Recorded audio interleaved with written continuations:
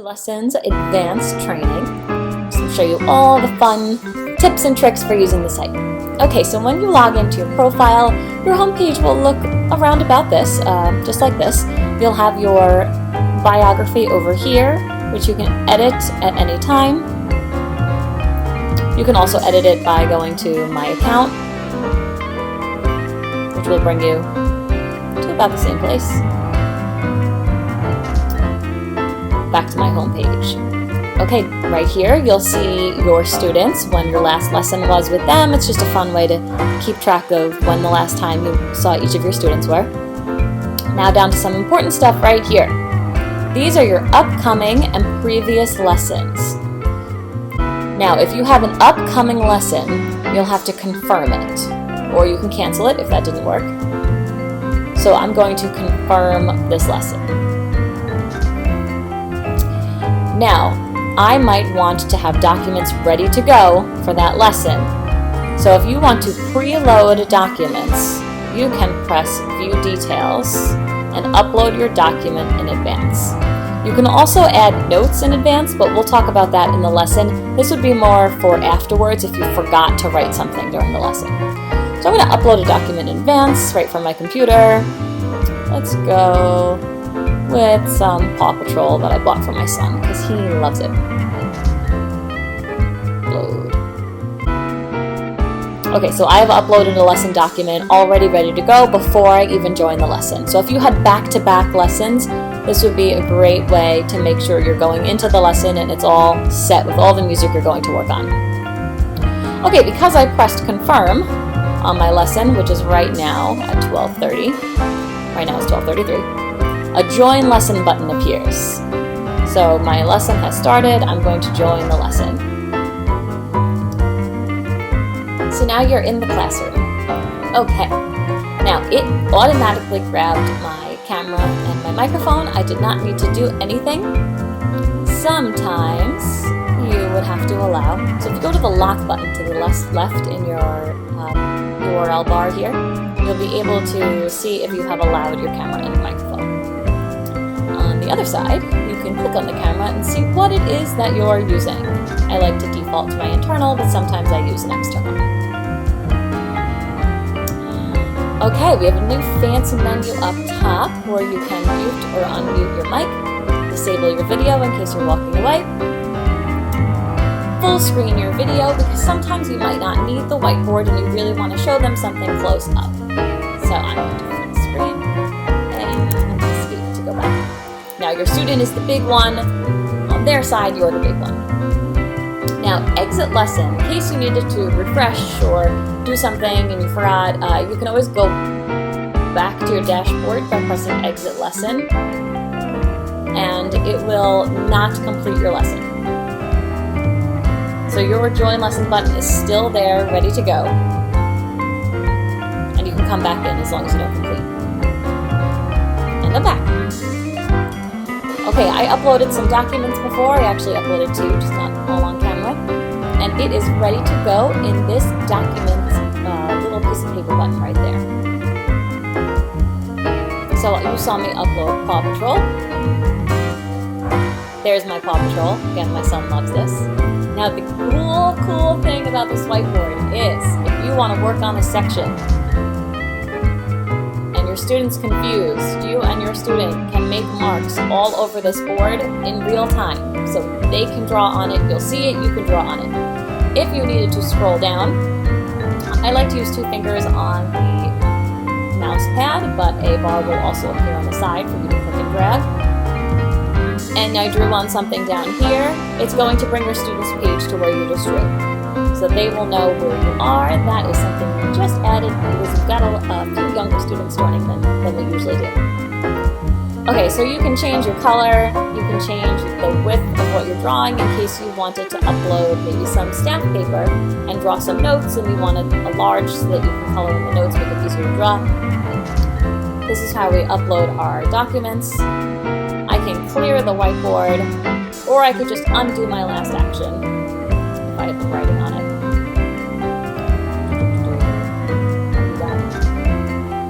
Now your students will have an undo button, they will not have a clear button, so don't worry about losing what you're doing. You can also lock them. We now made this a movable button so you can tell if you're locked. And then the student will not be able to draw on the board. You still can, but you've locked them. Okay, so this is our whiteboard. The only button that I skipped here, my music note button, I like to use down here more in case I want to look at two things at once. These are preloaded pictures. So if you had a picture you know you use every time and it's such a hassle to put it up every time because you use it in almost every lesson, we can preload those for you. You just have to let us know. And then they can be in your other whiteboard. So maybe you can mark where a certain note is on the piano or write a fingering or just have something available there. Okay, so these are two whiteboards that have all the same tools. It is just so that you can look at two things at once. That's why we put two there. Okay, let's move on to our... Okay, so now on our documents uploads, if you put in a multi-page document, you will now have the ability to show page 1 or to go to page 2. That's page 2. Or you can go to page 3.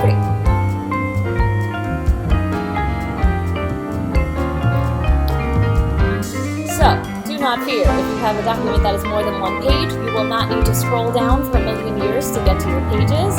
You can just select the page number that you want to work on.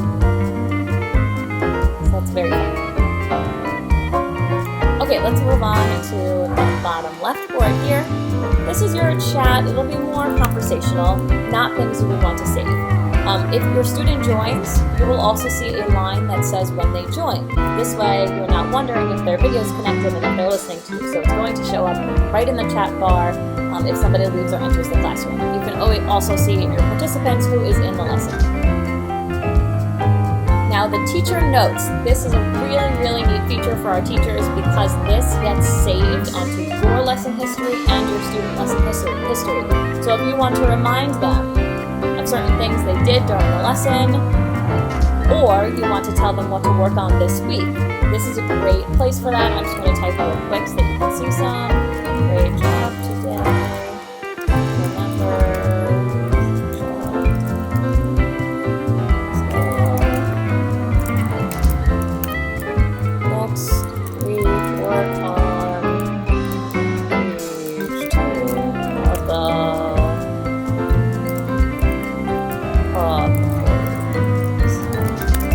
Okay, so whatever you type in there will be saved on your history and your student's history.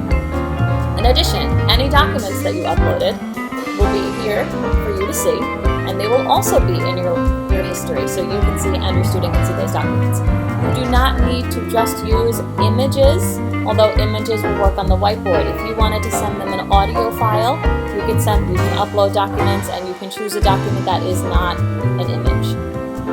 So audio files are really fun to share. This way they have it and they can use it. Okay, so I'm going to show you what this would look like once a lesson is done by going to complete lesson. So now I'm completing my lesson. Yay, you completed your lesson. You can review this and add follow-up notes. If I go to my lessons history, we just had this lesson here. Here are the two documents that I uploaded. And here is my notes from today. Now let's say you had to get right to your next lesson and you totally forgot to write something in teacher notes. No worries. You can now edit it at any time.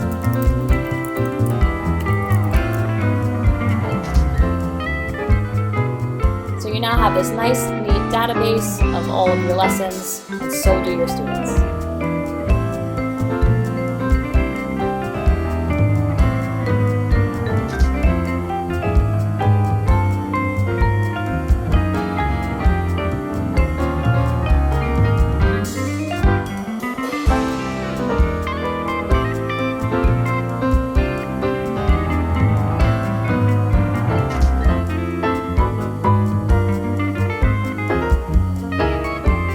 you back in one more time, since this is the advanced training. Once you get comfortable with all of those tools, I just don't want you to feel limited. Now, the whiteboard is mostly used for sheet music, but you do not need to feel stuck on sheet music. You can always put up worksheets. You can put up guitar frets so that you can draw in where your chords would be. You can upload staff paper to draw on. So please do not feel limited at all by what goes on this board. You can even just draw on it to draw out rhythms, whatever fun thing you want to do, whatever games you want to play. This is really just to keep your kids engaged, because the more you can get them moving and touching the screen and then back to their instruments, the more focused they're likely to be. So those are some really fun things there. In addition, really quick troubleshooting techniques. I showed you how to see if a device is allowed. Now, connection is not a constant thing.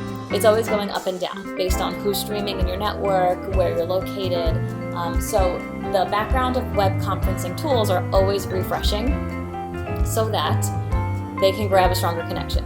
Because you're using so many live tools at once, even though ours will automatically refresh, sometimes it does just take a simple manual refresh or an exit lesson come back to listen. So if that saves you some time troubleshooting with your kids 90% of the time, that will fix any problems. We really value our audio, so if the signal is weak, they may go to black on video so you can still hear them, and then they'll come back when it refreshes, because the system's really trying to keep your audio as strong as it can as you're connecting. Whereas you might notice on Zoom or FaceTime or another platform, everything freezes and audio, and then it comes back. It's doing something similar where it's just refreshing in the background. Okay, so that's a main thing we have there. Now, your audio, if you hear an echo, it's coming from the other person's side. It's usually caused by external devices. Sometimes they just need to be spread out more. Sometimes you might just want to take them out, use your internal, and go exit your lesson and come back in, and then we can see what on the background was causing you an echo, so you can always contact us.